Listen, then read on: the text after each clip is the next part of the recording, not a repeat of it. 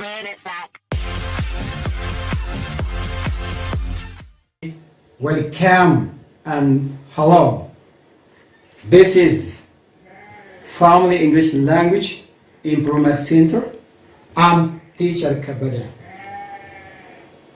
So before I'm coming to start today's video lesson, let me revise the previous lesson. Lesson 31, which is mental verb. They don't have any continuous forms, and we use these mental verbs for permanent activities. But we sometimes use for a past form and perfect form. If they have different meaning, we sometimes use these mental verbs as continuous forms. Some of the examples of these mental verbs are realize. I realize that the exam is from Unit 4. The teacher has realized that he is going to give a tutor. Understand. They understand that, or they understood that, or they have understood that, but not they are understanding or I am understanding. And the other mental verb, I promise or I promised, but not I am promising, I will be promising or I was promising. Wrong use of the word promise. The other one, I remember, we remember, they remember, but not I am remembering, we are remembering, and they are remembering. These are some of the examples of mental verbs that when we use in making sentences. So today's lesson is about the future perfect tense. So the forms of future perfect is here. So we have two contexts here. Starting time, the match. There is a match between Bunna and Fasil thing. So the starting time of the game is 8, ending time will be 9:30. So the match begins at 8 and the match will complete 9:30. So I'm going to just use examples about future perfect in this regard. So the match will begin, or no, the match begins at 8. Begins at 8. The match will have completed by 9:30. Will have completed 9:30. Will have plus verb 3. This is future perfect tense. Clear example. ጨዋታው የቡናና የፋሲል ጨዋታ ዛሬ 8 ሰዓት ጀምራ 9 ተኩል ይጨርሳል ካልኩኝ የሚጨርስበትን ታይም ነው ፊውቸር ፐርፌክት የሚያወራው። ስለዚህ 9 ተኩል ላይ የሁለቱ ቡድኖች ጨዋታ ይጠናቀቃል። ፊውቸር ፐርፌክት 9 ተኩል ላይ ገና ነው። 9 ተኩል ላይ ሞርኒንግ ሆኜ ነው የማወራው፣ ወይም 6 ሰዓት ላይ 9 ተኩል ከመድረስ በፊት የማወራ ከሆነ the match will have completed by 9:30, 9 ተኩል ላይ ጨዋታው ያበቃል, which is future perfect tense. So the form here will have plus verb 3 or shall have plus verb 3, which is past participle forms of future perfect. Yes. Examples. How we use future perfect in positive and negative and question. Then you can just use in your own. አረፍተ ነገር ላይ ምሳሌ ካሳየዋችሁ በኋላ በራሳችሁ እናንተ ደግሞ ፊውቸር ፐርፌክትን መጠቀም ትችላላችሁ። it means ስለዚህ በአሬንጅመንት አለ፣ እዛ ጋር የሚጨረስበት ታይም አለ። ያንን መሰረት አድርገን አረፍተ ነገር የምንሰራ ከሆነ with complete actionዎች የምንሰራ ከሆነ ፊውቸር ፐርፌክት እንላለን። ለምሳሌ he will have finished his work by then. he will have ስራውን ይጨርሳል። he will not have finished by then. አይጨርስም። will he have finished his work by then? ይጨርሳልን? Yeah, right. They will have left the town by this time tomorrow. ነገ በዚህ ሰዓት ከተማውን ይለቃሉ። ነገ በዚህ ሰዓት ከተማውን they will have left. They will not be here after tomorrow by this time. ነገ ከዚህ ሰዓት በኋላ አይቆዩም እዚህ ጋር ድርጊቱ ያልቃል ማለት ነው። They will not have left the town by this. ነገ በዚህ ሰዓት ከተማውን አይለቁም. Will they have left the town by this time tomorrow? ነገ በዚህ ሰዓት ከተማውን ለቀው ይሄዳሉን? Question. So we can just use this one. Look here. The forms of I or we plus shall have plus verb 3. Verb 3 past participle of regular or irregular verb.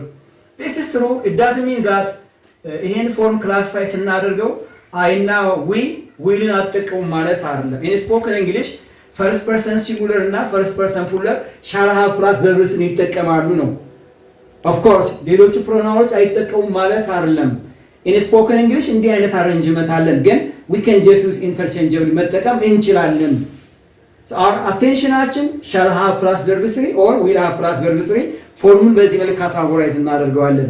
በሬስት ፕሮናውን ዊል ሃቭ ፕላስ ቨርብ ስሪ ይጠቀማሉ። ቨርብ ስሪ ማለት ኢሬጉለር ቨርቦች ቪስሪ ፎርማቸውን ሬጉለር ቨርቦች ቪስሪ ፎርማቸውን ሲጠቀሙ ማለት ነው። ለምሳሌ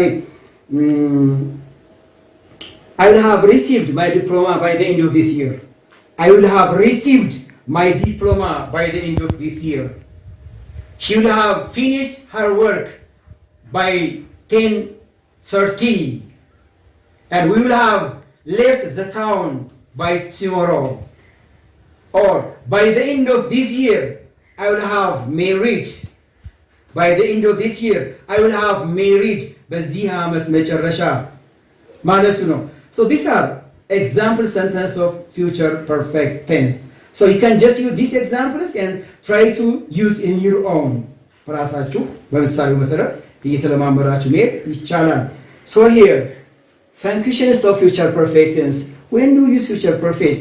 What is the correct functions of future perfect? መቼ ነው የምንጠቀመው? ትክክለኛ አጠቃቀማችን መቼ ነው የሚሆነው? እሱን ነው እዚህ ጋር የምናየው። Here, something will have completed in the future before another future action starts. ሌላ ሁለተኛ የትንቢት ጊዜ ከመከሰቱ በፊት የመጀመሪያው ፊውቸር አክሽን ሲከናወን ወይም መከናወን ሲችል ደግማለሁ። something will have been completed before another future action will begin.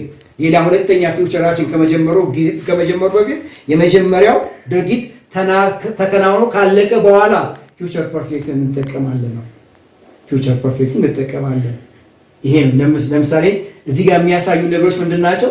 ባይ ፕላስ ታይም እንጠቀማለን። ባይ ፕላስ ታይም ድርጊቱ ተከናውኖ የሚያልቅበትን ሰዓት የምንገልጽበት ታይሞች ናቸው። ባይ ታይም ባይ ዘን፣ ባይ 9 o'clock፣ ባይ ዘ ኤንድ ኦፍ ዲስ ይር፣ ባይ ዘ ታይም and by the time I got home ኢቲሲ ይቀጥላል። እነዚህ ባይ ፍሬዝ እንላቸዋለን። ምን ማለት ናቸው? ድርጊቱ ተከናውኖ የሚያልቅበትን ታይም ኢንዲኬት የሚያደርጉ ናቸው። ስለዚህ ፊውቸር ፐርፌክት ጋር እነዚህን ክሉ ፍንጭ የሚሰጡ ፍሬዞች እንጠቀምባቸዋለን አንዳንድ ጊዜ ማለት ነው። this is about and the other one example ነው የምሰጣችሁ ምሳሌ ፊውቸር ፐርፌክት እንዴት እንጠቀም እንችላለን። So here we'll have taken our exam by the end of this year. Look, by the end of this year, time no by plus and as time indicate by the end of this year, not later than, not earlier than. ከዚህ ሰዓት ቀጥለን አንመጣም ወይም ዘግይተን አንጨርስም ማለት ነው። So we'll have taken our exam. በዚህ ዓመት መጨረሻ ፈተናውን እንወስዳለን ነው። በዚህ ዓመት መጨረሻ ፈተናውን እንወስዳለን ስንል ፈተናውን ከተፈተን በኋላስ የተገለጸ ነገር የለም። ይሄ ነው ሌላ ሁለተኛ ፊውቸር አክሽን ከመከሰቱ በፊት የመጀመሪያው ፊውቸር አክሽን ተጠናቆ ሲያልቅ ፊውቸር ፐርፌክት እንለዋለን። So that we will have taken our exam by the end of this year, right? She will have gone to work by 2:30 in the morning. ሁለት ሰዓት ጠዋት ላይ የትሄዳለች ስራ ትሄዳለች።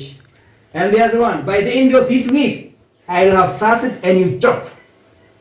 By the end of this week, by plus time አለን እዚህ ጋር ሪፈር የሚያደርግ ድርጊቱ የሚጠናቀቅበትን የሚከናወንበትን so by the end of this week I will have started any work or a new job. በዚህ ሳምንት መጨረሻ አዲስ ስራ እጀምራለሁ። future perfect we have plus verb 3. So this indicates about an action we have completed in the future before another future action will start. Fantastic, Let me just give you some clear examples about the three perfect tenses. ሶስቱን ቴንስ አይነቶች እስኪ እንለያቸው። እነዚህም ከለየን አጠቃቀማችን ግልጽ ይሆንልናል። ፊውቸር ኮንቲኒየስም ስናወራ አይተናል። ፊውቸር ፐርፌክትንም ስናወራ ከሌሎቹ ፐርፌክት ቴንሶች ጋር ያላቸው ልዩነት እናየው እስኪ። The first one, present perfect. As we know, the forms of present perfect have or has plus verb 3, past perfect had plus verb 3, and future perfect have, will have, or shall have plus verb 3. ፎርማቸው ይሄ ነው። የሶስቱም ፐርፌክቶች ፎርማቸው የተለያየ ነው። present perfect Sanait and Ami have been married for 24 years. Yeah, look the example here. ምን ማለት ነው? Sanait and Ami have been married for 24 years. Have been married. What does this say? Sanait እና Ami ከተጋቡ 24ኛ ዓመታቸው ነው። Yes, ከተጋቡ አሁን ነው እያወራን ያለ ነው። ይሄ ፕሬዘንት ፐርፌክት ነው። ሰናይት እና አሚ ከተጋቡ 24ኛ ዓመታቸው ነው ወይም 24ኛ ዓመታቸው ላይ ነው።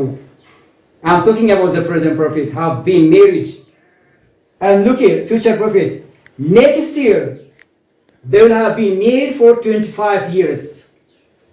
አሁን 24ኛ ዓመታቸው ካሉ ለሚቀጥለው ዓመት ስንተኛ ዓመታቸው ይሆናል? Will have been married for 25 years. ሰናይት አሚ ለሚቀጥለው ዓመት 25ኛ ዓመታቸውን ያስቆጥራሉ ወይም 25ኛ ዓመታቸው ይሆናል። You predicting in the future ነው። Yes, completing in the future ነው እያወራ ያለሁት።